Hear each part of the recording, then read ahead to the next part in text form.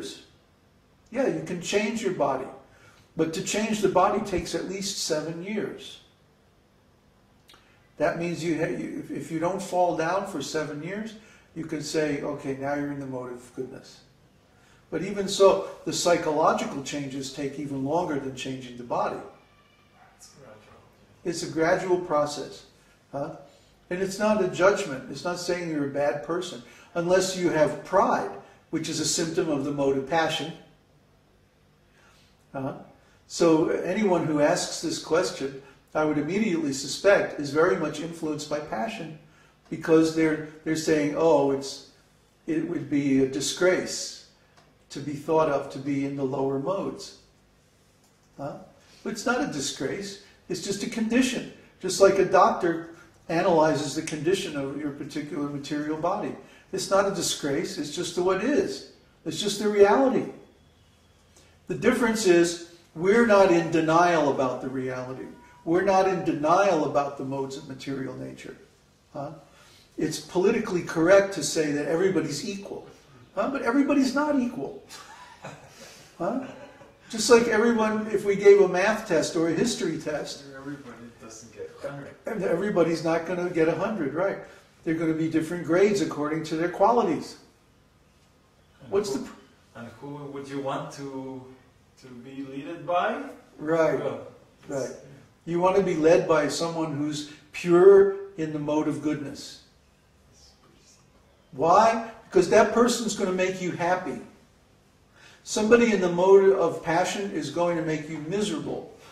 If they're leading your society, yeah, there's always going to be fighting and bickering and politics and all the symptoms of the mode of passion.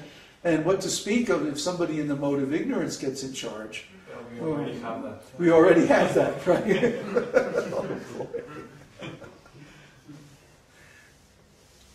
Okay. Next So, question. Question from Bruce. In keeping with Laura's question, do you think it's a good idea to have a policy implemented for those people who might decide to leave the community? Because Florian chart was viewed and he decided to leave.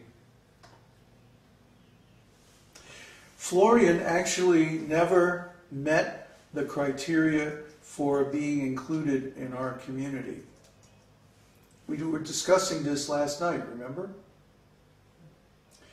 We invested a great deal of trust in him, but he never reciprocated that trust and invested a comparable amount in us. You see, we believed him that he promised that he was going to invest a certain amount of money in our group when he got his inheritance in the future. And we took him at his word, and that was a mistake. Because then what happened is we paid his airfare from Germany, we paid for a laptop computer, we paid his maintenance and his expenses for more than 6 months.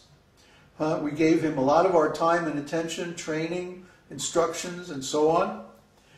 Then, when it came time for him to be initiated, he made a false promise. That's the second false promise. The first false promise was that he was going to donate a certain amount of money. The second false promise was he said he was going to chant 64 rounds. And he never did either of these two things. So, you see, we kept our promise to him. We kept our responsibility.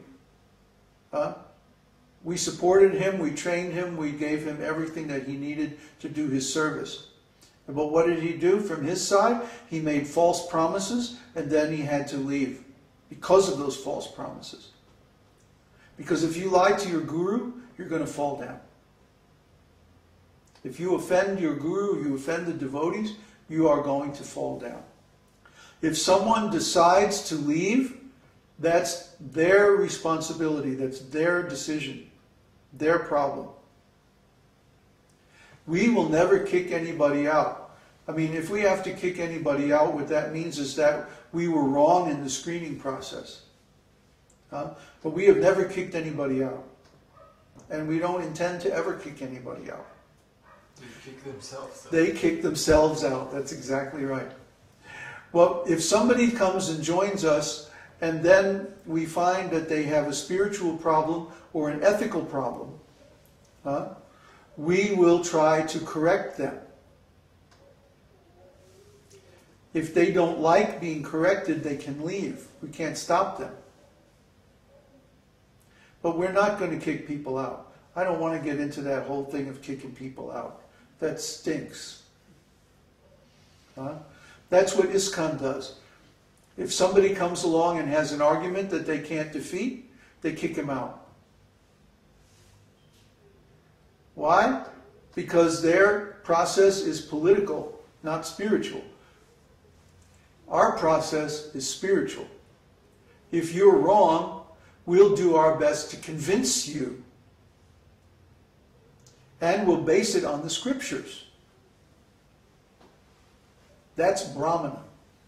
That's a Brahminical approach.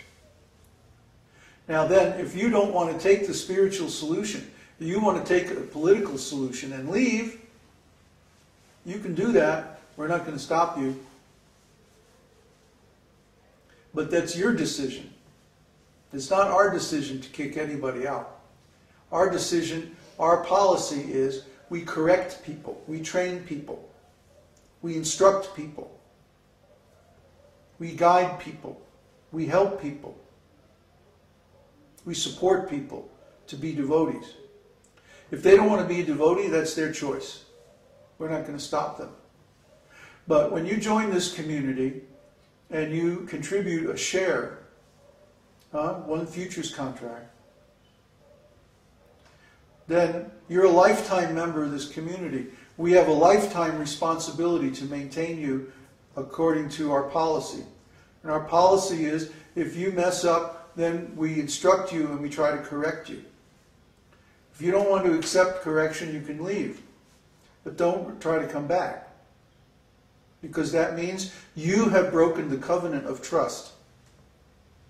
We will never break our trust. We will never break our commitment to you. Once you become a member, we will never kick you out. But we will correct you if you screw up. If you don't want to accept the correction, that's fine. You can take the choice to leave. But it's a mean, nasty, violent world out there. What's the next question? From Katie. When will you start accepting money for the futures contract? We already have.